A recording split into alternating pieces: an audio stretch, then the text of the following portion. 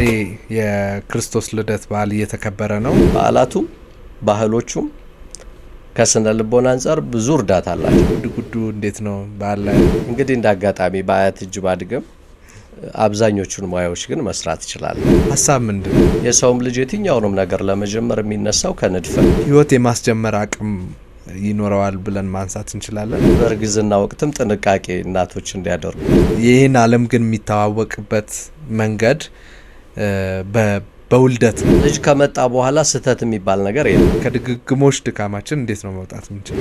አሁን መሰረቱ ከተበላሸ አይስተካከልም አይባልም፣ ይስተካከላል። በሀሳባችን ውልደት መካከልና በሀሳባችን ግብ መካከል ብዙ ነገሮች ይኖራሉ። በጣም የጠነከረ መጥፎ ሀሳብ የጠነከሩ ህመሞችን ያመጣል። ሁሌም መሳሳብ ይኖራልና እንዴት ነው ማስታረቅ ምንችለው? ህይወታችንን የሚለውጠው ህይወታችንን መስመር የሚያስተውም ሀሳብ ነው። መድኃኒት የጀመረው ከእግዚአብሔር ቃል መግባት በመወለድ አካል ለብሶ። በጣም ጥሩ ሀሳብ ነው።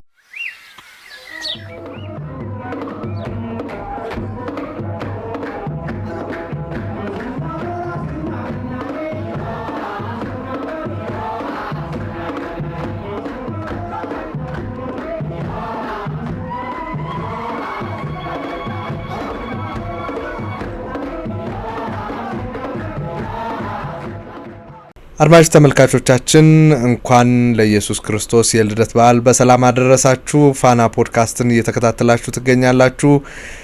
ዛሬ በዓሉን ምክንያት በማድረግ የክርስቶስን ውልደትና አእምሯችን ሀሳብን እንዴት ነው የሚወልደው፣ ሀሳብን ደግሞ እንዴት ነው ወደ ተግባር የሚቀይረው የሚለውን እዚህ ስቱዲዮአችን ውስጥ ውይይት እናደርጋለን። ስቱዲዮአችን እንደዚህ በአማረ በደመቀ መልኩ በዓሉን መስሏል። እንግዲህ እዚህ ስቱዲዮአችን ቆይታ የምናደርገው ከክሊኒካል ሳይኮሎጂስት ዳዊት መስፍን ጋር ነው። ቆይታችን ያማረ እንደሚሆን ተስፋ እናደርጋለን። እናንተም ቆይታችንን በአክብሮት እንድትከታተሉት እንጋብዛለን። አብረን እንቆይ። ስለመጡ በጣም አመሰግናለሁ። እኔም በጣም አመሰግናለሁ። አንተ እያልክ መቀጠሉ የበለጠ ይመቸኛል። እሺ፣ አንተ እያልኩ ቀጥላለሁ። ምናልባት በዓልን እንዴት እንደሚያሳልፉ እንዴት እንደምታሳልፍ ለምዶብኝ እንዴት እንደምታሳልፍ ከመጠየቅ ብንጀምር ጥሩ ይሆናል። በዓል ምናልባት እንግዲህ እንደ አብዛኛው ኢትዮጵያዊ በዓል በጣም ደስ ይለኛል። በበዓል ከሚደሰቱ ከሚዝናኑ ሰዎች መካከል አንዱ ነኝ ብዬ አስባለሁ። ባህላዊ ሴሪሞኒው በጣም ደስ ይለኛል። ከቄጤማው ጀምሮ ቤት ውስጥ እስካሉት ምግብና መጠጡም፣ አለባበሱም፣ የዘመድ የወዳጅም መምጣት፣ እነዚህ ሁሉ ነገሮች በጣም ደስ የሚል ስሜት ይፈጥሩልኛል። እንደ ባለሙያ ደግሞ ከስራ እረፍት የምናደርግበት ቻርጅ የምናደርግበት አንደኛው ሂደት ስለሆነ ለበዓል ልዩ ትኩረት ይሰጣል። እንግዲህ በተለይ የእናንተ ሙያ ሀሳብ ላይ አእምሮ ላይ በጣም ትኩረት የሚያደርግ ነው። በተለይም ደግሞ ሰዎች ራሳቸውን መለወጥ ያለባቸው ሰዎች እንዲለወጡ ከሀሳብ ቃል ከመግባት ከመፈለግ ይጀምራልና እንደው ዝም ብለን ሜታፊዚካሊ ይሄ ጽንሰ ሀሳባዊውን ጉዳይ ይሄ በአእምሯችን ውስጥ ያለውን ሰፊውን ጉዳይ እናንሳና እንጀምር። ሀሳብ ምንድን ነው?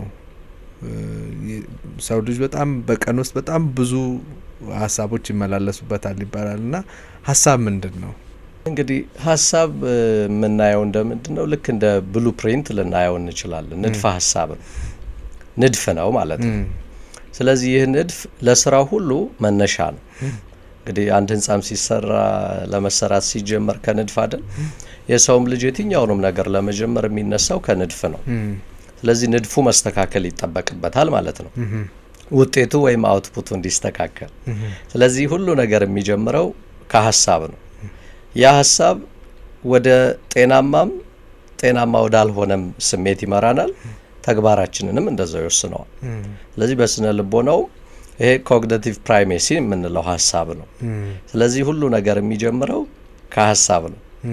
እኛም ታካሚዎቻችንን ለማከም በዋናነት የመጀመሪያ ትኩረታችን የሚሆነው ሀሳብ ነው። ስለዚህ አንድ ሰው ለራሱ የሚሰጠው ግምት ከሀሳብ አይደል የሚጀምረው? እኔ እጠቅማለሁ፣ እኔ እረባለሁ፣ እኔ ጥሩ ነኝ ወይም ደግሞ እኔ አረባም፣ እኔ ጥሩ አይደለሁም፣ እኔ አቅም የለኝም። እነዚህ ሀሳብ ናቸው። ሀሳቡ ግን ስሜታችን ላይ ተጽዕኖ ያሳድራል። ስለዚህ ስለ ራስ አዎንታዊ ሀሳብ ሲኖርና አሉታዊ ሀሳብ ሲኖር ስሜታችን የተለያየ ይሆናል። ስሜታችን ደግሞ ተግባራችን ላይ ተጽዕኖ ያሳድራል ማለት ነው። ስለዚህ ንድፍ ነው መነሻ ነው ማለት ነው። እንደው ያው ሃይማኖታዊ በዓል እያከበርን ያለበት ቀን ስለሆነ ወደ ሃይማኖቱ ትንሽ ወሰድ እንበል። አሁን የምንኖረው ህይወትም ከሀሳብ ነው የጀመረው አይደለ? እግዚአብሔር ሰውን በመልካችን በአምሳላችን እንፍጠር ብሎ መጣ እና ይሄ ህይወት የጀመረበት ዋነኛው ፓዝ ነው እና ህይወት የማስጀመር አቅም ይኖረዋል ብለን ማንሳት እንችላለን። በደንብ ትክክል ነው እኮ የህይወት መነሻው ሀሳብ ነው። ስለዚህ የኛም ህይወት ህፃን እያለን ገና ከጽንሰት ጀምሮ በወላጆቻችን ሀሳብ ከዛም ሂደት አለው እኮ 6 ወር ሙሉ ያለፍንበት መንገድ ሀሳብ ነው።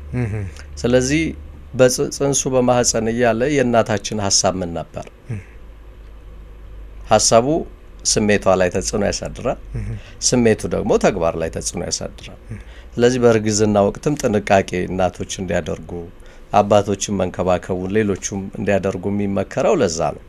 ስለዚህ ጽንስ ላይ እያለም ተጽዕኖ ሊያድርበት ይችላል። ከዛ ከተወለድንም በኋላ እንደዛው ነው። በማህፀን ውስጥ የነበረውን ሀሳብ አሁን ስንወጣም ተጽዕኖ ያሳድርብናል። ስለ ዓለም የሚኖረን ግንዛቤ ምን አይነት ነው? ዓለም ጥሩ ነች ነው? መጥፎ ነች ነው? አስጨናቂ ነች ነው? አስደሳች ነች ወይ? ያ በሀሳብ ደረጃ ውስጣችን ኮድ የተደረገ ነገር አለ ማለት ነው። ከወጣን በኋላ ደግሞ የምናየው ነገር አለ። ስለዚህ ወላጆች ወይም ሌሎች ሰዎች የሚሰጡን ሀሳብ አለ ስለኛ፣ ስለ መወለዳችን የተሰማቸው ነገር ከሀሳብ ነው።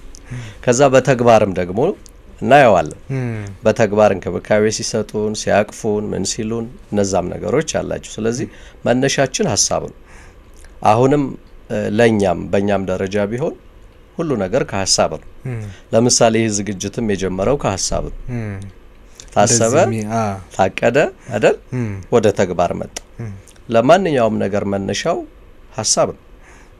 ሀሳብ የበላይ ነው። በፍላጎታችንና መሆን ባለበት መካከል ሁሌም ግጭት ይኖራል አይደለ? እኔ የምፈልገው እዚህ ቦታ መድረስ ነው። ከዛ አሁን ደግሞ ጥቃቅን ከዚህም ከዛም ብቅ የሚሉ የሚሰርቁኝ ነገሮች ይኖራሉ። የሆነ የሚጎትቱኝ ነገሮች ይኖራሉ። በፍላጎቴና በመድረስ በምፈልገው አሁን ለምሳሌ የምፈልገው ተምሬ የሆነ ትልቅ ደረጃ መድረስ ቢሆን አሁን ያለው ግን ሁኔታ ከዚህም ከዛም ይወስደኛል። ጓደኞቼ ይወስዱኛል፣ ጊዜያዊው ነገር ይወስደኛል፣ ሱስም ከሆነ ሱስ ይወስደኛል። የሆነ ነገር ብቻ መድረስ በምፈልገውና በማስበው ይሄ ሀሳብ ነው ትልቁ ብለናል አይደል? ንድፉ እዛ ጋር ልደርስ በማስበውና አሁን እየሆነ ባለው መካከል መሳሳብ፣ ሁሌም መሳሳብ ይኖራልና እንዴት ነው ማስታረቅ ምንችለው አሁንንና የወደፊት ሀሳባችንን? በጣም ጥሩ ሀሳብ ነው። ይሄ ሁልጊዜም በሰው ልጆች ውስጥ የሚኖር ነገር። ስለዚህ የምንፈልገውና የምንሆነው ነገር ሁልጊዜ ተመሳሳይ ላይሆኑ ይችላሉ። ለዛም መነሻው ሀሳብ ነው። አሁን በውስጣችን ያለው ሀሳብ በሶስት ዘርፍ ልናየው እንችላለን። የመጀመሪያው ሀሳባችን የሚያተኩረው ምንድነው? እርካታ ላይ ነው። ስለዚህ ይሄ ፍሮይድ የሚያብራራቸው ሀሳቦች አሉ። ኢድ፣ ኢጎና ሱፐር ኢጎ ብሎ የሚዘረዝራቸው ሀሳቦች ጋር ይገናኛል። ስለዚህ የመጀመሪያው ሀሳብ እርካታ ላይ የሚያተኩር ከሆነ ያ ኢድ እንለዋለን። መነሻው እሱ ነው። በቃ እኔ ላይ እርካታዬ ላይ ስለ ሰውም ስለ ባህልም ስለ እምነትም ስለ ምንም አይመለከተንም ማለት ነው። ስለዚህ ያ ሀሳብ ምንድነው? የኛን እርካታ ማሟላት ላይ ነው። ሁለተኛው ደግሞ ኢጎ የምንለው ነው። እንዴ ሰው ምን ይለኛል? ሌላውስ ምን ይፈልጋል? ይሄን ባደርግ ምን ይከሰታል? ከህግ፣ ከእምነት፣ ከባህል፣ ከሁሉም ከስነ ምግባር አንጻር የሚታይ ነገር። ስለዚህ ያ ደግሞ አይ ፍላጎትህ ላይ ብቻ ማተኮር የለብህም፣ ይሄንንም ግምት ውስጥ ማስገባት አለብህ ብሎ የሚያመጣጥን ክፍል ነው። ሶስተኛው ደግሞ ሱፐር ኢጎ የሚባለው ነው። ሞራላዊ ነው። ከሞራል አንጻር ያየዋል። እንዴ በእምነት ይሄ ይፈቀዳል፣ ይሄ አይፈቀድም፣ እናቴ ምን ትለኛለች፣ አባቴስ ምን ይለኛል፣ ጎረቤቱ፣ ሀገሩ፣ ሁሉንም ነገር ያካተተ ይሆናል ማለት ነው። ስለዚህ ሀሳባችን በእነዚህ 3 ማዕቀፍ ውስጥ ነው የሚዋልለው። ከሁለት አደገ ወደ 3 አድጓል። አዎ፣ ግን ባላንሱ የትኛው ነው? ሰዋዊ የምንለው ጤናማ የሆነው ኢጎ ነው። እሱ ሰዋዊ ነው፣ ሁለቱንም ባላንስ ያደርጋል። ያኛው ወደ መንፈሳዊ ወደ ተለየው ሀሳብ ከፍ ያለ ነው። ስለዚህ የሞራላዊ ልዕልናው በጣም ከፍ ያለ ነው ማለት ነው። እንግዲህ ባላንስ ካልሆነ ትክክሉን ሊያዛባው ይችላል፣ ይሉኝታ ሊይዘው ይችላል። ከመጠን ያለፈ ከሆነ አደጋ አለው በስነ ልቦና። ሁሉም ባላንስ መሆን አለበት። ስለዚህ ኢጎ ግን የምንለው ጤናማ የሆነው ኢጎ ምን አይነት ነው? ሁለቱም ባላንስ ያደርጋል። የራሱንም ፍላጎት አካባቢውንም ሁኔታውንም ሁሉንም ግምት ውስጥ ያስገባል ማለት ነው። ስለዚህ የሚጀምረው ከንድፉ ላይ ነው። መዳረሻችን የሚወሰነው የንድፋችን ሁኔታ ይወስነዋል፣ የኛ ቁርጠኝነት ይወስነዋል። ንድፍ ላይ ለመድረስ መውደቅ መነሳት ጤናማ ነገር ነው። ስለዚህ ንድፌ በትክክል ተቀርጿል ወይ? ሀሳቤ ጽኑ ነው ወይ? አንዳንዴ የሀሳብ መወላወል ይኖራል። በሰዎች ተጽዕኖ ውስጥ መግባት አለ፣ በሁኔታዎች የመሳሰለው እነዛ ወደ እቅዳችን ሀሳባችን እንዳይሳካ እንከን ሊፈጥሩብን ይችላሉ። መንገጫገጩ ግን መዋዠቁ ግን ሰዋዊ ተፈጥሯዊ ሂደት ነው። ልደት የሰው ልጅ ወደ ዓለም የሚመጣበት መጀመሪያ ነው።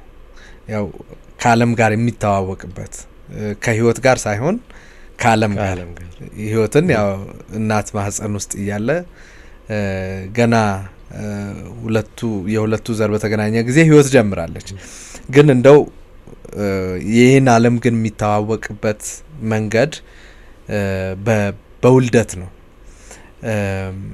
ቅድም እያልን ነበር እናት ማህፀን ውስጥ እያለ ሀሳብ ነበረ፣ እሱ ተወለደ እያልን ነውና ስለዚህ ልጅን በልጅነት መያዝ፣ ማሳደግ፣ መንከባከብ እንደሚያስፈልገው ሁሉ ልክ የተወለደውን ሀሳብ የመጣውን ሀሳብ ተንከባክቦ ትልቅ ደረጃ ማድረስ ላይ ምንድነው እንዴት ነው መስራት ያለብን? ልክ ነው። እንግዲህ በስነ ልቦናው የመጀመሪያዎቹ 6-7 ዓመታት ለሰው ልጅ መሰረት ናቸው። ነገር ግን ስነ ልቦና በየትኛውም እድሜ ላይ ሕክምናውን መስጠት ማስተካከል ይቻላል። መሰረቱ ግን ከየት ነው? ከታች ነው። አሁን መሰረቱ ከተበላሸ አይስተካከልም አይባልም፣ ይስተካከላል። መነሻችን ግን ሀሳቡ ነው። ያ ሀሳብ ደግሞ ዘር ነው። ስለዚህ ዘሩ በስርዓትና በጥሩ ሁኔታ በጥሩ መሬት ላይ ከተገነባ ውጤቱ የማያደክም ጥሩ ውጤት እናገኝበታለን ማለት ነው። ግን መሀል ላይም ቢሆን ተስፋ አለ። የስነልቦና ሕክምና አንደኛው ደስ የሚያሰኘው ነገር ይሄ ነው። በየትኛውም የእድሜ ክልል ላይ ማስተካከልና ማከም ይቻላል፣ ድካሙ እንዳለ ሆኖ ማለት ነው። ስለዚህ ሀሳቡ ላይ አሁን አንዳንድ ጊዜ እንግዲህ ልጅ በተለያየ አማካኝነት ወይ በተለያየ ሁኔታ ሊፈጠር ይችላል። ታቅዶ ከጋብቻው ጀምሮ ከሁሉ ነገር በእቅድ በሀሳብ ብሉፕሪንቱ ጥሩ የሆነ ሊሆን ይችላል። አንዳንዱ ደግሞ ድንገት ሊሆን ይችላል። ስለዚህ ድንገትም ሆነ ታቀደ ከአንደበታችን የሚወጡት ቃላት ወይም ውስጣችን ያለው ሀሳብ ግን የሚወለደው ልጅ ላይ ተጽዕኖ ያሳድራል። ልጅ ከመጣ በኋላ ስህተት የሚባል ነገር የለም። በቃ መጀመሪያ አነሳሱ ነው ስህተት ሊሆን የሚችለው። ልጅ ከሆነ በኋላ ጽንስ ከሆነ በኋላ ስህተት አይባልም። በቃ ኦሬዲ ወደ ተግባር ተቀይሯል።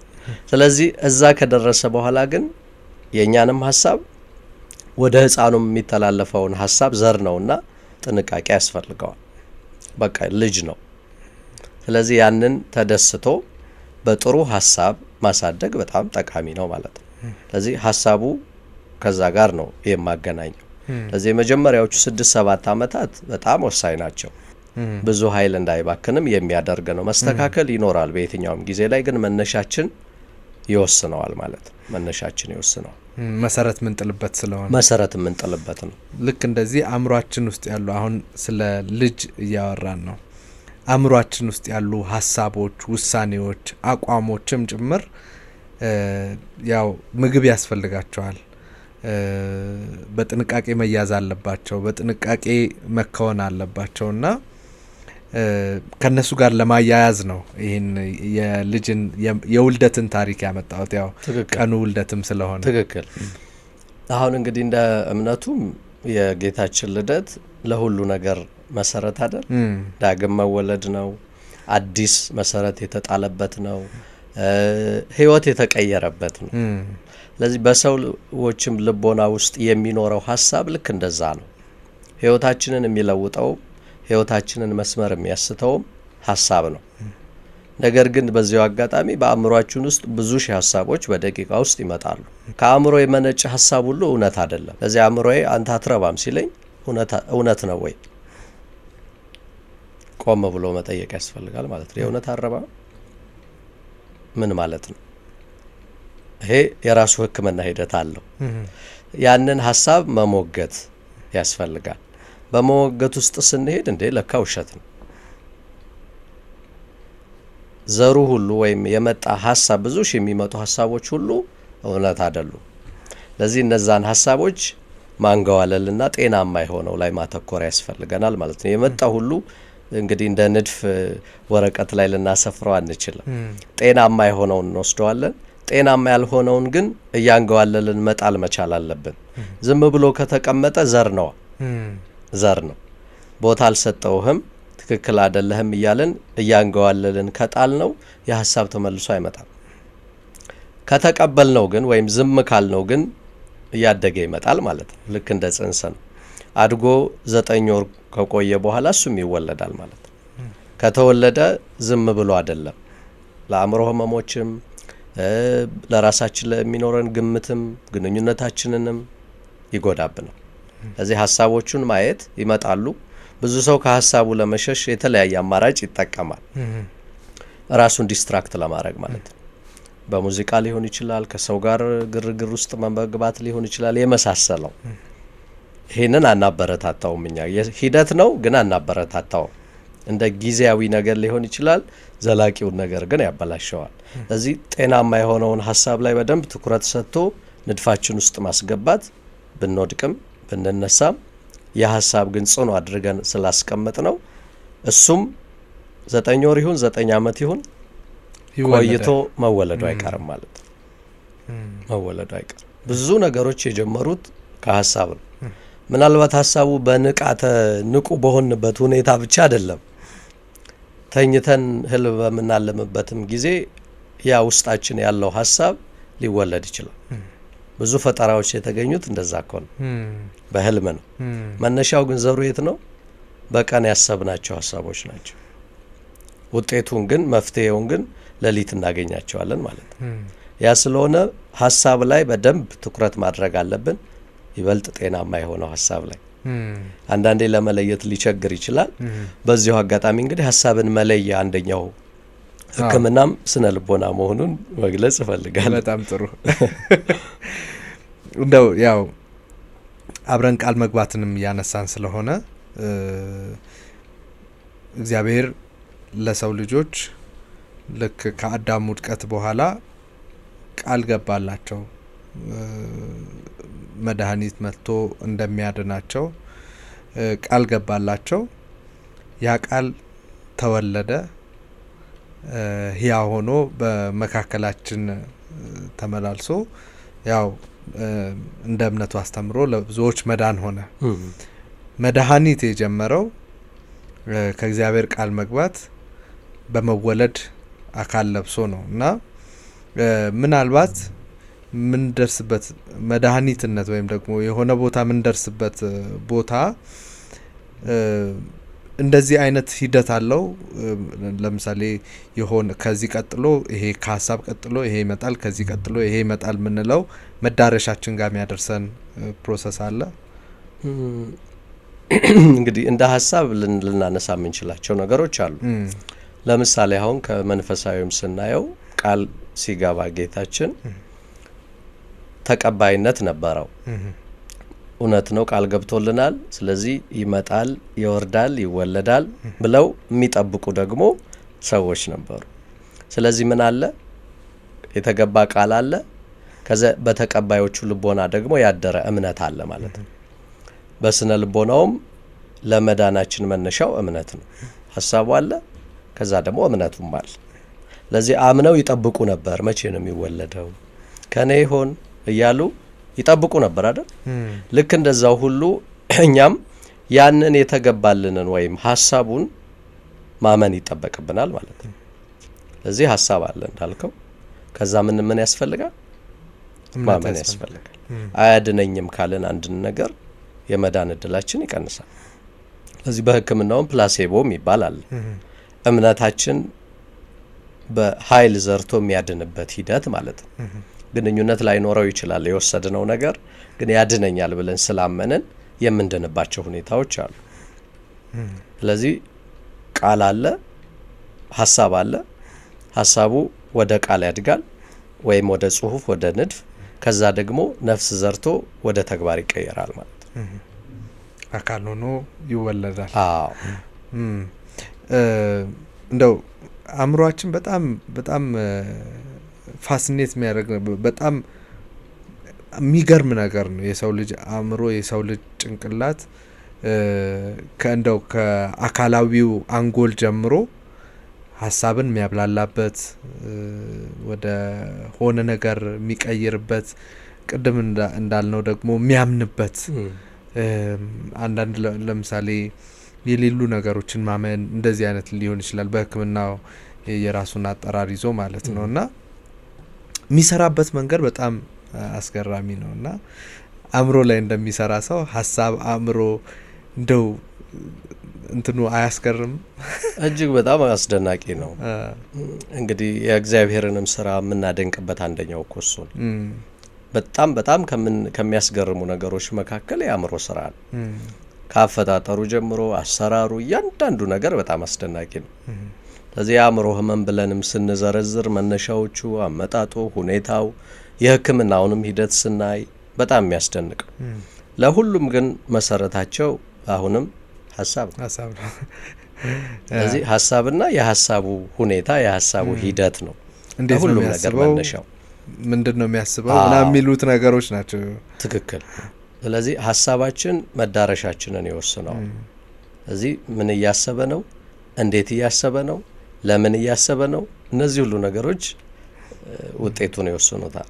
ስለዚህ አንዳንዴ ያስተሳሰባችንንም ሂደት የምናስተካክልበት ሂደት አለ። ስለዚህ የአስተሳሰባችን ሂደት ሲስተካከል መስመራችን ይስተካከላል ማለት ነው። ስለዚህ አሁን ወዴት ነው መሄድ የፈለግኩት? አቅጣጫዬን ሳስተካክል አይደል? ከዛ ትራንስፖርት መያዝ የምችልበት ቦታ ሴቱ ጋር ነው። እነዛን ሁሉ አድርገን ነው ወደ መዳረሻችን የምንሄደው። አስተሳሰባችንም መስመር ያስፈልገዋል፣ ቦይ ሊቀደድለት ያስፈልገዋል። ቅድም እንዳልነው ብዙ ሺህ ሀሳብ በደቂቃ ውስጥ ይመጣል።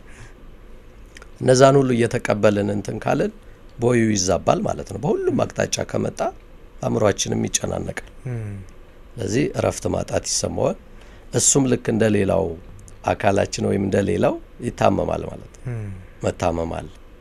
ያ ስለሆነ ቦዩን መቅደድ ያስፈልጋል፣ መገደብ ያስፈልጋል። እረፍትም አስፈላጊ ነው። ስንተኛ ታድሰን መነሳታችንን በራሱ እጅግ የሚያስደንቅ ነገር ነው። ዛሬ የነበረው ድካም ተኝተን ስንነሳ የለም፣ በየትኛውም መልኩ ማለት ነው። ይህም ለአእምሮ ጤንነት በጣም አስፈላጊ ከሆኑ ነገሮች አንዱ እንቅልፍ ነው።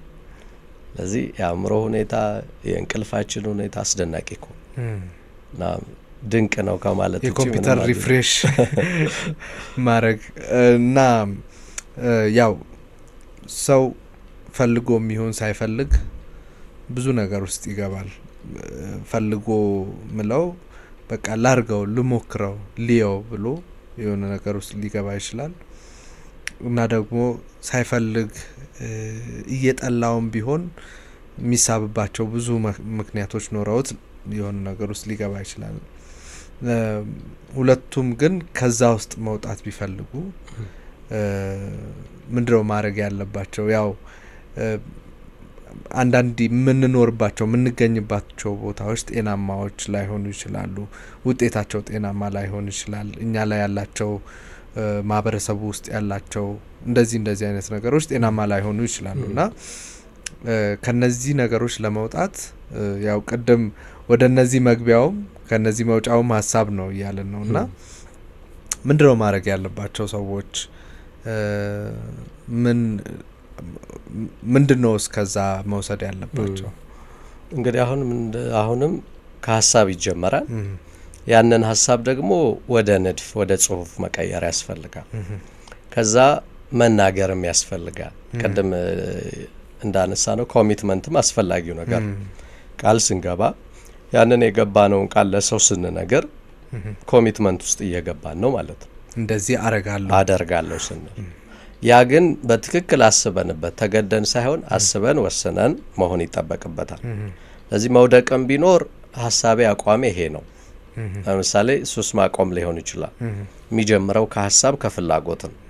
ቁርጠኝነት ካለው ስንት ጊዜ እንደሚፈጅ ላይታወቅ ይችላል እንጂ መቆሙ አይቀርም ማለት ነው። ስለዚህ ማገገሚያ ውስጥ ሕክምና ወደ ማግኘት ውስጥ ይገባል። አዋዋሉን ወደ መቀየር ይገባል። ሀሳቡን ወደ ማደስ ይገባል።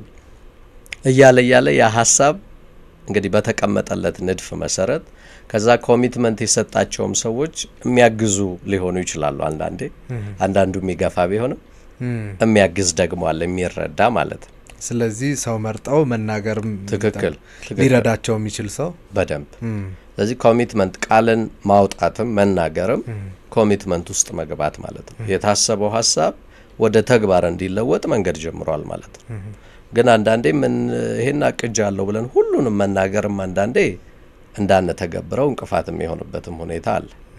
ለምን አእምሯችን ኦሬዲ ለብዙ ሰው እንትን ሲባል እንደተሰራ እንዳለፈም ሊቆጥረውና ተጨማሪ ኢፈርት እንዳያወጣ ሊያደርገው ይችላል። የማዘናጋት ነገር ሊኖር ይችላል። ስለዚህ ለጥቂት ሰው ለማያባክን ሚስጥር ለጥቂት ሰው መናገር ሊጠቅም ይችላል።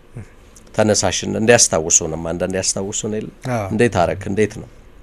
ስለዚህ ለወዳጅ የሚነገር ነገር ይኖራል። ከራስ ጋር ይዘህ ደግሞ ከተግባር በኋላ የምትገልጸውም ነገር ሊኖር ይችላል። ስለዚህ መግለጹ ኮሚትመንት ነው። አንዳንዴ የታሰበ ሀሳብ መኖር አለመኖሩ የሚታወቀው በቃል ሲገለጽ። ስለዚህ አንድን ሰው እንደምትወደው እንደማትወደው ዝም ብለህ በውስጥ እወደዋለሁ ብትል እንዴት ይታወቃል? ስለዚህ ያልተገለጸ ፍቅር እንዳለ ለመቆጠር ይቸግረዋል አይደል? ስለዚህ ስትገልጸው በተግባር መውደድህን፣ ማክበርህን፣ ማድነቅህን የመሳሰለው ስትገልጸው የበለጠ ጠንከር ያለ ቦታ ይኖረዋል ማለት ነው። ስለዚህ እቅድህንም ልክ እንደዛው ስትገልጸው አንተም ሩጫህ እንድታስተካክል ማድረግ ያለብህን የምትሰጠውን ጊዜ እንድትመጥን ያግዛሃል ማለት ነው። ስለዚህ መንፈሳዊ ሂደቱም እንደዛው አይደል? ሀሳብ ብቻ አይደለም። መጀመሪያ ሀሳብ፣ ከዛ ቃል፣ ከዛ ተግባር አይደል? ስለዚህ ሶስቱ ሂደቶች አሉ ማለት ነው። ያ ስለሆነ እኛም ከሀሳብ እንጀምራለን። ሀሳባችንን ለራሳችንም ለጥቂት ሰዎችም ለሚያግዙን ሰዎችም ለባለሙያም ሀሳብህን ልትገልጽ ትችላለህ። ከሀሳቡ ቀጥሎ የሚመጣው መፍትሄው ነው ማለት ነው። አውትፑቱ ነው የሚመጣው። ስለዚህ ሶስቱ የተያያዘ ነገር አላቸው ማለት ነው። አንዳንድ ጊዜ እንደዚህ አይነት ነገሮችን ሲናነሳ ምናልባት ሱስ ውስጥ ያሉ ሰዎች ብቻ አይደሉም ይሄን የምናነሳው፣ የተለያየ አይነት ሁኔታ ውስጥ ያሉ ሰዎች ሊሆኑ ይችላሉና ግን እንደው አንዳንድ ጊዜ ምንድነው የሚታየው ነገር ሰዎች ከሆነ ነገር ውስጥ መውጣት ይፈልጋሉ፣ የሆነ ይሞክራሉ፣ ፌል ያደርጋሉ፣ ይሞክራሉ፣ ፌል ያደርጋሉ። ከዛ በኋላ ግን ቅድም እንዳልነው አልችልም፣ በቃ ከዚህ ውስጥ መውጣት አልችልም ብሎ የማመን የመቀበል ነገሮች ይኖራሉና እነሱ ነገሮች እንዴት ነው ምንድነው በመሰረታዊነት ምንድነው ችግሩ? እንደዚህ ደጋግመን አንድ ነገር ውስጥ እንድንወድቅ እያደረጉን ያሉት ከስነልቦናችን አንጻር። ሁለተኛ ነገር ደግሞ ከነዚህ ነገሮች ከድግግሞሽ ድካማችን እንዴት ነው መውጣት የምንችለው የሚለው ነው። እንግዲህ የመጀመሪያው መዳበር ያለበት ነገር ብዬ የማስበው አቅማችንን ማወቅ፣ በደንብ በትክክል አቅመን መረዳት። አንዳንዴ አልችልም የሚለው ነገር ሁሉ ጊዜ ኔጌቲቭ ላይሆን ይችላል። እገዛ ለመፈለግ የሚኬድበት ከሆነ ያ በጣም ጥሩ ሂደት። ሁሉን ነገር የትኛውም ሰው አይችልም እኮ፣ የሚያግዘው የሚረዳው ያስፈልገዋል። አንዱ ለአንዱ ካልተጋገዘ ይቻልም እንዴት ዓለምም አትሆንም አይደል? የታሰበው ሀሳብ ሁሉ ንድፍ ላይ በግንባታም ብናየው ሁሉ የራሱን ድርሻ ተወጥቶ ነው አንድ ትልቅ ህንጻ የሚገነባው። ስለዚህ ንድፍ ሰሪውም ንድፉን ይሰራል፣ ገንዘብም ያዋጣል፣ ጉልበትም እውቀትም ሁሉም ነገር። ያ ስለሆነ እኛም በተለያየ ሁኔታ ውስጥ ልንሆን እንችላለን። እርዳታን መፈለግ ማለት ጤናማ ሂደት እንደሆነ መረዳት። ብዙ ጊዜ በአእምሮ ህመም ውስጥ እርዳታን የመፈለግ ነገር እንደ ተሸናፊነት፣ በቃ ከቁጥጥር ውጪ ከኛ እንደሆነ የማሰብ ነገሮች እመለከታል። ነገር ግን የስነ ልቦና እርዳታ ለየትኛውም ሰው ያስፈልጋል። በአእምሮ ህመም ውስጥ ላለም ለሌለም ያስፈልጋል። ሀሳባችን ይታከማል፣ ወደ መስመር ይገባል። ለሁሉም የህክምና የአእምሮ ህመም ሂደቶችም ለጤነኛውም ለሁሉም አስፈላጊ ሂደት ነው ማለት ነው። እንዴት ነው የሚከበረው በዓል? እንዴት ነው የምታሳልፈው? በዓል እንግዲህ ከቤተሰብ ጋር ሲሆን ደስ ይላል። በጋራ ብዙ ሰዎች ባሉበት። ለብቻ የማሳለፍ ዝንባሌ ብዙ የለኝም። እኔ ከሰው ጋር ሲሆን ነው ደስ የሚለኝ። ባህላዊ ነገሮች ተደርገው እንደ ባህላችን ቡናውም ተፈልቶ ዳቦውም ተቆርሶ አብሮ በጋራ በትሪ መብላት፣ እንደዚህ አይነት እንትኖች በጣም ደስ ይሉኛል። በግሌ እወዳቸዋለሁ። የዱሮው እንግዲህ በአያቴ እጅ ነው ያደግኩትና ያ ነገር ደስ ያሰየኛል። አያት ቤት ደግሞ ብዙ ነገር አለ። በጋራ ነው የምትበላው። ጎረቤትም ዘመድም ሁሉም ተሰብስቦ ነው ልጅ ምናምን ይሰባሰብ። በጣም ብዙ ነገር በጣም ደስ ይላልና ያ ካልቸራል የሆነ ነገር ቅድም እንዳልነው እስከ 7 ዓመታችን ብዙ ነገር ይቀረጽ የለም። ያን ጊዜ የተቀመጠው ሀሳብ በተግባር የሚያየሁት ነገር እስካሁን ድረስ አብሮኛል። ያ ድባብ ከሌለ ቅር ያሰኛል። በቃ ለብቻ ብዙም እንትን አይሰጥምና በጋራ ሲሆን በጣም ደስ ይላል። እንግዲህ በዓል እንደ ሀሳቢያችን ነው። አሁንም አንዳንድ በዓል የማይወዱም ሰዎች ይገጥሙኛል። የሚጨንቃቸው የበፊት ውስታ የሚያመጣባቸው ሊኖር ይችላል። ነገር ግን ያም ሕክምና ይደረግለታል። ለምን? ሀሳባችን ነው ዘላቂ ነገር ያለው ዘር ነው ብለን የለ ያ ዘር ቦይ ሊቀደድለት በአግባቡ ልንንከባከበው ያስፈልገናል። ስለዚህ መጥፎ ነገር ከሆነ ያ ትውስታ አይጠፋም። ስለዚህ ያ ትውስታ መስመር እንዲይዝ እኛም ደግሞ የምንኖረው አንዴ ነው አይደል እዚህ ዓለም ላይ። ስለዚህ ውልደት እንዳለ ሞት አለ። ያ ስለሆነ ህይወታችን መስተካከል የሚችለው የጎዱን ሀሳቦች ሊኖሩ ይችላሉ። የማይጎዳ የለም። መጠኑ ቢለያይም የመቋቋም አቅማችን ቢለያይም በሁላችንም ህይወት ውስጥ ጉዳቶች፣ መከፋቶች ይኖራሉ። ስለዚህ እነዛን ግን መስመር ማስያዝ አሁንም እንደ ሀሳብ ተመልካቾቻችንም አድማጮቻችንም እንደ ሀሳብ የስነ ልቦና እገዛ እንደሚያስፈልግ እስቲ ያያዙት። ከዛ ሁኔታዎች ሲመቻቹ ደግሞ በእቅድ አድርገው ራሳቸውን የሚያዩበት አዲስ ነገር የሚማሩበት መንገድ የሚያስተካክሉበት ስለሚሆን አስፈላጊ ነው ብዬ አስባለሁ። ብዙ ጊዜ ከጓዳ የራቅን ሰዎች ጓዳ ጉድ ማለት ላይ ብዙ ጊዜ የምናሳልፍበት ቦታ የበዓል ቀናት ይመስሉኛልና ጉዱ እንዴት ነው? በዓል ላይ አለ ወይስ ሳሎን ቁጭ ብሎ እንዴት ነው ቡናው አልደረሰ ነው የሚባለው? አይ አሁን እንደ ዘመኑም የሚያስገድድህ ነገር አለ። ሁለተኛ በስነ ልቦና እንደ ባህላችን የሚያስደስተንን ማድረግ አስፈላጊ መሆኑን ለሰው ብንመክርም መንገዱን ብናሳይም ግን ደግሞ ስራ መስራት ሁሉንም ነገር መሞከር መቻል ይሄ ግዴታም ነው። ለዚህ አንድ ሰው ራሱን ችሎ ራሱን ማስተናገድ ይችላል ወይ? እነዚህ መሰረታዊ ነገሮች ናቸው። እርስ በርስ መረዳዳት ያስፈልጋል። እንግዲህ እንዳጋጣሚ በአያት እጅ ባድግም አብዛኞቹን ሙያዎች ግን መስራት እችላለሁ። እንደ ምን እንበለው አንዳንዴ ውስጤ መደበር ሲኖር የሆነ የማይመች እንትን ሲኖር ምግብ መስራት ከሚያስደስቱኝ ከሚያዝናኑኝ ነገሮች መካከል አንዱ ነው። እንመጣለን። ምንም ችግር የለም። ያው የበዓል አከባበር እንዲሁ ከእንትንም ባሻገር ከመብላት ከመጠጣቱ አብሮ ከማሳለፉን ባሻገር ቅድም ስንለው እንደነበረው ለስነ ልቦናም ለአእምሯችንም ብዙ ነገሮች ይኖሩታል። በተለይ እኛ በጣም በደማቅ የምናከብራቸው በዓላት ስላሉን የሙስሊሙም የክርስቲያኑን እንዲሁም ሀገራዊ በዓላቶቻችንም ስላሉ እንደው ምንድነው በዓላት ከኛ ጋር ያላቸው ግንኙነት ምን ሊሆን ይችላል? በዓላት ብዙ ትስስር አላቸው። አሁንም ያ እንግዲህ መጀመሪያ ስለ በዓል ያለን ሀሳብ ያለን ልምድ ይወስነዋል። እንግዲህ ምናልባት ወላጆቻቸውን በሞት ያጡ ካጠገባቸው ያልሆኑ ሰዎች ሌላም መጥፎ ትዝታ ሊፈጥርባቸው ይችል ይሆናል። ያ ነገር ግን ያለ የህይወት ሂደት ነው። ውልደት እንዳለ ሞት አለ። ህይወት ደግሞ መቀጠል አለበት። ስለዚህ መጥፎ ትውስታዎቻችንን ማሻሻል ቅድም እንዳልኩት ያስፈልጋል። እያንዳንዱ ስርዓትም ከስነ ልቦና አንጻር እርዳታ አለው። ስለዚህ የቡናው ሴሪሞኒ ብናነሳው ወላጆች ተሰብስበው እናቶች፣ እህቶች ሀሳብ ይለዋወጣሉ፣ የከፋቸውን የተደሰቱበትን። ስለዚህ በዛው ምን እያገኙ ነው? ራሳቸውን ሀሳባቸውን እያወጡ ትክክል የሆነው ድጋፍ ያገኙበታል፣ ትክክል ያልሆነው ደግሞ እንደ ተግሳጽ የምንየው ይሄንማ ተይው፣ ይሄንማ እንዲህ አርጊው እገዛ አለው።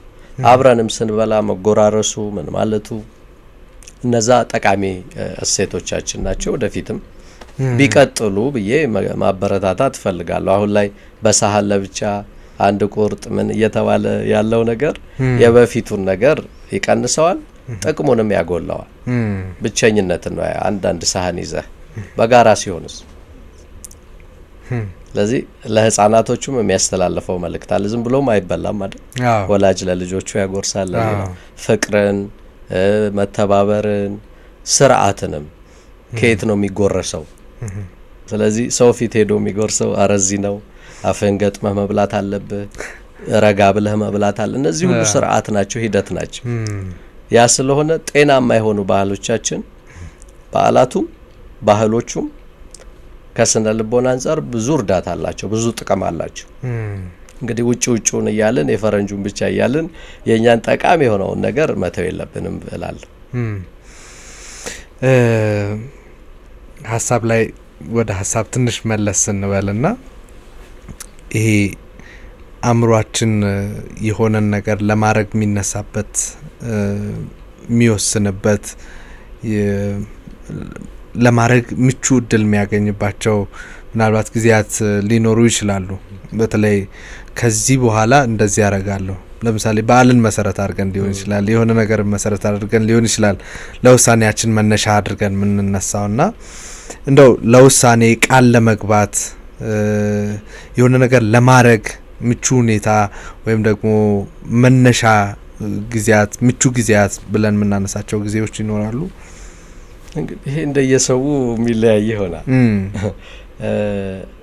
ምናልባት እንግዲህ ከሙድ ጋር የሚገናኝ ከሆነ ምናልባት አንዳንዴ እንደ ባህላችንም በጣም ደስ ባለ ሰዓት ቃላት ትግባ የሚባል ነገር አለ። እንደዛ አይነት ነገር በሞቅታው ውስጥ በሌላው ውስጥ ከሆነ እንግዲህ ያ ሀሳብ በደንብ ጠንከር ያለ መሰረት የያዘ ላይሆን ይችላል ማለት ነው።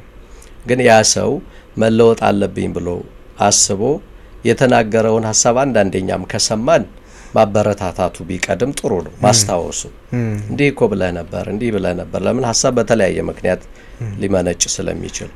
ነገር ግን ሰውየው በወደደ በፈቀደ ሰዓት፣ በጣም በተረጋጋበት ሰዓት፣ ጥሩ ሙድ ባለበት ሰዓት የእውነት አስቦ ቃል ከገባ ከዛ ያንን ቃልም ወደ ጽሁፍ ካሰፈረው ሲጻፍ አንድ አይደለም፣ ሲነገር ይቀላል። ሲጻፍ ግን በደንብ ማሰላሰል ይፈልጋል። ለዚህ ምን አደርጋለሁ፣ መቼ ነው ማደርገው፣ እንዴት ነው ማደርገው፣ በጽሁፍ ሲሰፍር የበለጠ ቁርጠኝነቱን ይጨምረዋል። ግን ዞሮ ዞሮ መውደቅ መነሳት ሁሉ ጊዜ ያለ ነው። አንዳንድ ሰው አንዴ ሲወድቅ ያቆመዋል። ሌላው ደግሞ 9900 ጊዜ ቀጥሎ ደግሞ ውጤትም ያገኛል። ያ ስለሆነ ሀሳባችንን ወደ ጽሁፍ እናስፈረው፣ ከራሳችንም ጋር እንመካከርበት። እውነት ነው ወይ? ደጋግመን ባሰብነው ቁጥር እውነታነቱ እየጠነከረ ስለሚሄድ ማለት ነው። ከዛስ ለውጡን የፈለኩት ሰው አስገድዶኝ ነው፣ እኔ ያመኘበት ነው። እነዚህ መሰረታዊ ነገር አላቸው። ሰው ተው ስላለህ አትተው፣ ሰው አድርግ ስላለህም አይሆንም። ያ ስለሆነ የሀሳቡ ምንጭ ይወስነዋል። ከየት ነው? ምን ያህል ጠንካራ ነው? ምን ያህል አመኘበታል? ስለዚህ ገንዘብ ስላለ ብቻ እቅድ አይታቀድም እኮ። ሀሳቡ ገንዘቡን ያመጣዋል። ሀሳቡ ሌሎች ነገሮችን ይፈጥራል። ስለዚህ ስላለህ ብቻ አታስበም ልልህ። ምንም በሌለበትም ከራሳችን ጋር ተመካክረን አስበን አሰላስለን ቅድም እንዳልነው ወደ ንድፍነት ከቀየር ነው ያ ነገር የመፈጸም እድሉ ከፍ ያለ ነው። በክርስቶስ ልደትና በሞቱ በስቅለቱ በትንሳኤው እና የሰውን ልጅ የማዳን እቅዱ እንደ ክርስትና አስተምሮ የማዳን እቅዱ መካከል በጣም ብዙ ውጣ ውረዶች አሉ። በጣም ብዙ ኢየሱስ ክርስቶስ ያለፈባቸው በምድር ላይ በጣም ብዙ ውጣ ውረዶች አሉ። ቅድም እንዳልኩት የክርስትና አስተምሮ የሚያስተምራቸው በጣም በርካታ ነገሮች አሉና በእነዚህ ሁለቱ መካከል ያለው የመከራ ብዛት ይሄ የማዳንን ሀሳብ እንዳላስተወው የሃይማኖቱ አባቶች ያስተምራሉ። በሀሳባችን ውልደት መካከልና በሀሳባችን ግብ መካከል ብዙ ነገሮች ይኖራሉ። ብዙ መውጣት መውረዶች፣ ብዙ አስቸጋሪ ነገሮች ይኖራሉ እና እንዴት ልናልፋቸው እንችላለን? እነዚህን ውጣ ውረዶች፣ እነዚህን አባጣ ጎርባጣዎች እንዴት ልናልፋቸው እንችላለን? ቅድም እንዳልነው እንግዲህ መነሻቸውን አይተናል። የሶስቱ እንትኖች አለመመጣጠን ወይም አለመጣጣም ብለን አንስተናል። ይሄ የእርካታ መፈለጉ አለ፣ ሰዋዊ ነገሩን ማሰላሰል አለ፣ የሞራላዊ ሁኔታው አለ። እነዛም ከሀሳብና ከታች ከልጅነት የምንማራቸው ነገሮች ናቸው። ሞራላችንም ከዛ ስለሚገነባ ማለት ነው። ስለዚህ ያ የሞራል ግንባታ ስንቃችን ነው። ውልደት መነሻ እንደሆነ ሁሉ መድረሻው ግን ትንሳኤው ነው አይደል? ስለዚህ ስቅላቱ አለ፣ ግርፋቱ አለ፣ እነዛ ሁሉ ነገሮች አሉ። ስለዚህ እኛም በሀሳባችንና በተግባሩ መካከል ብዙ ነገር አለ። ይሄንን ነገር ለመቋቋም ትንሽ ጥንካሬ ይጠበቅብናል። አሁን በሕክምና ሂደት ውስጥ እናያለን እኮ የአእምሮ ሕክምና ውስጥ ያለን ሰው የሚሰጥ የተለያየ ስያሜ የተለያየ ነገር አለ አይደል? እነዛ እንደ ግርፋት ልንቆጥራቸው እንችላለን። እንኳን ያልገባውን ቀርቶ የገባውንም ማለት ነው። ስለዚህ ዋናው ትኩረታችን ራሳችን ላይ ነው። መዳረሻዬ ምንድን ነው? መዳን ነው አይደል? ድህነት ነው። ህይወት የተስተካከለ እንዲሆን ከሞት ወደ ህይወት መምጣት ነው። ያ ደግሞ ዝም ብሎ አይገኝም።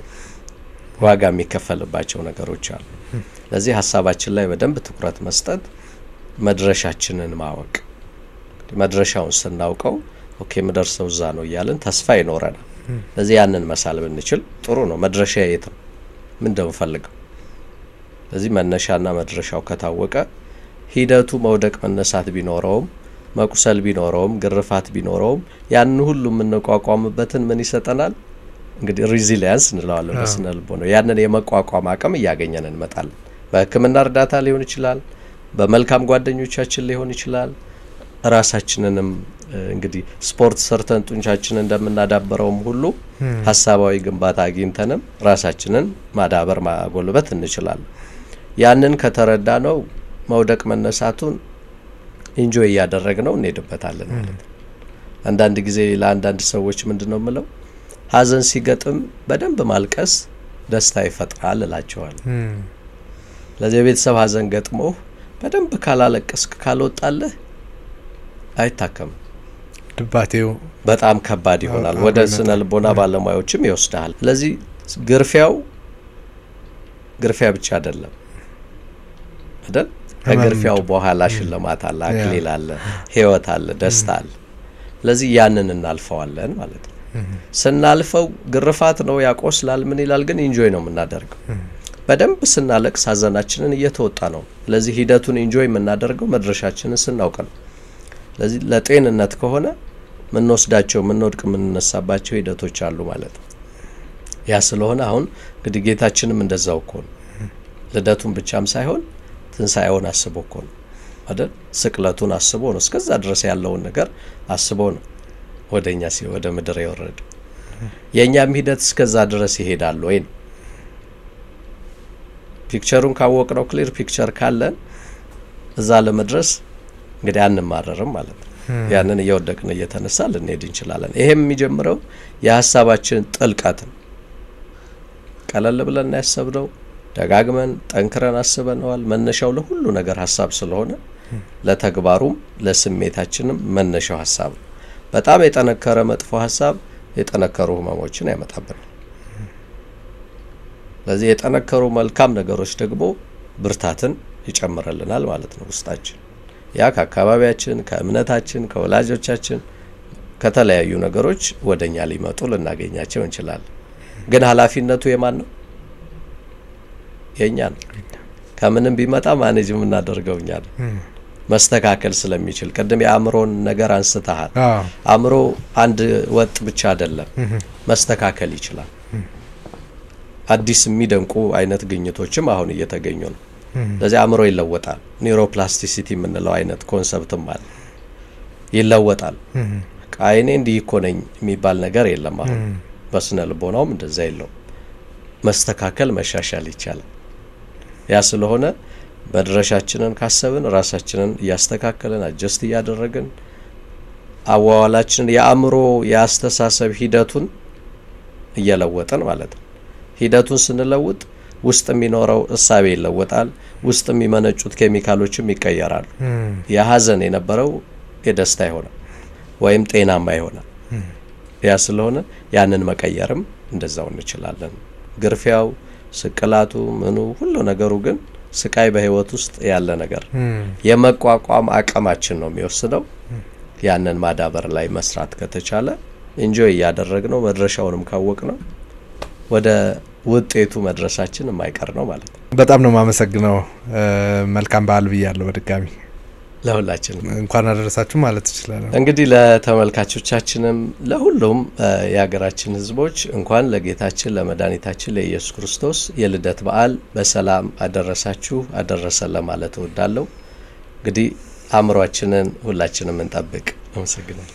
አድማጭ ተመልካቾቻችን እናንተንም ከልብ አድርገን እናመሰግናለን። እዚህ ስቱዲዮአችን ሀሳብን መሰረት አድርገን በበዓሉ የስነልቦና ጉዳይን አውርተናል። ከክሊኒካል ሳይኮሎጂስት ዳዊት መስፍን ጋር ነው ቆይታችን የነበረው።